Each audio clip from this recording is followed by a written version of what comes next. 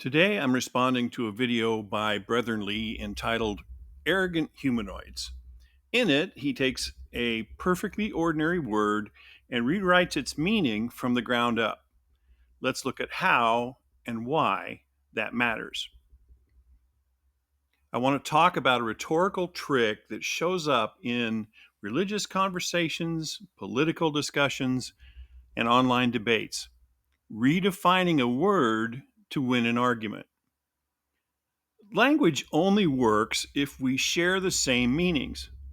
If I say chair and you hear tiger, we're done. There's no communication, no understanding, no discussion. It's just not possible.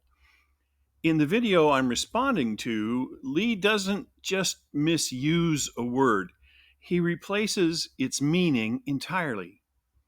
The word he targets, humanoid. And the way he does it is creative, completely dishonest, but creative. The real definition of humanoid is pretty simple. It's a being with human-like physical form or characteristics. That's it. No moral content, no spiritual label, no political meaning, no accusations attached.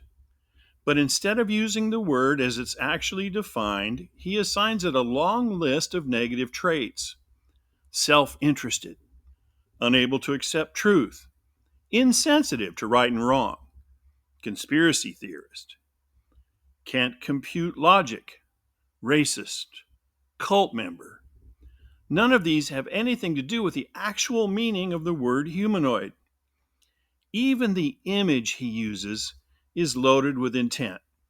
It's featureless, expressionless, robotic, and oh yeah, white. What he's doing here isn't definition, it's diagnosis without credentials.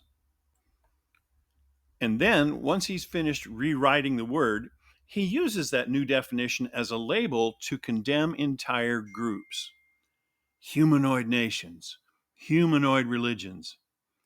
In his video, that term gets applied over images of Jim Jones supporters, slave auctions, concentration camps, the Pope, a whites only sign with a BLM hashtag, Muslims praying, protest footage, planes striking the World Trade Center, and a service where people have their hands raised in praise. He also quotes a lot of scripture in his trademark bumper sticker style.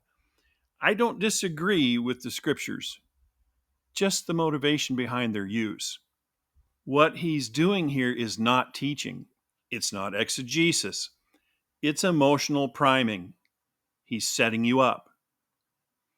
It's taking unrelated images of pain, evil, injustice, tragedy, and historical trauma and stitching them together so the audience feels the conclusion instead of thinking about it.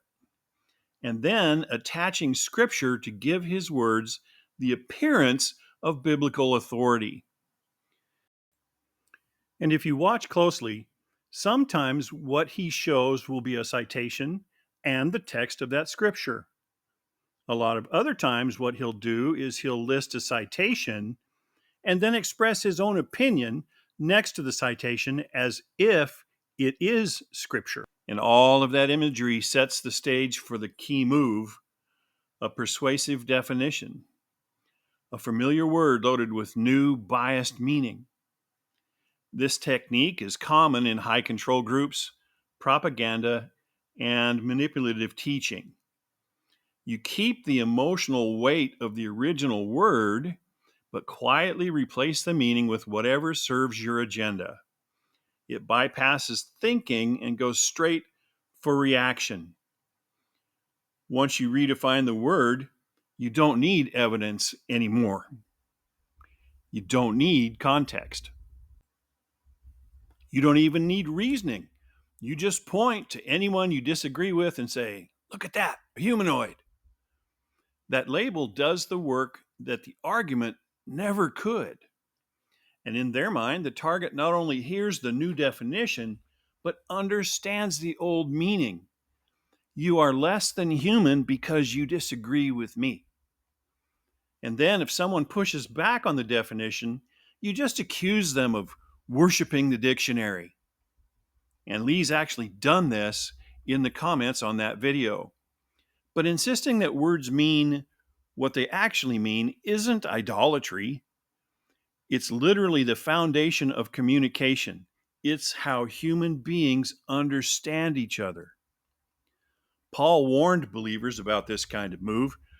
Colossians 2:8 says, "Beware lest anyone cheat you through philosophy and empty deceit, according to the traditions of men, and not according to Christ." Redefining words to manipulate people is exactly the kind of empty deceit he's talking about. So, this isn't about debating doctrine. This isn't about nations or religions. This isn't about who's right and who's wrong theologically. This is about learning to spot rhetorical traps and the people who use them. If someone has a strong argument, they don't need to rewrite the dictionary.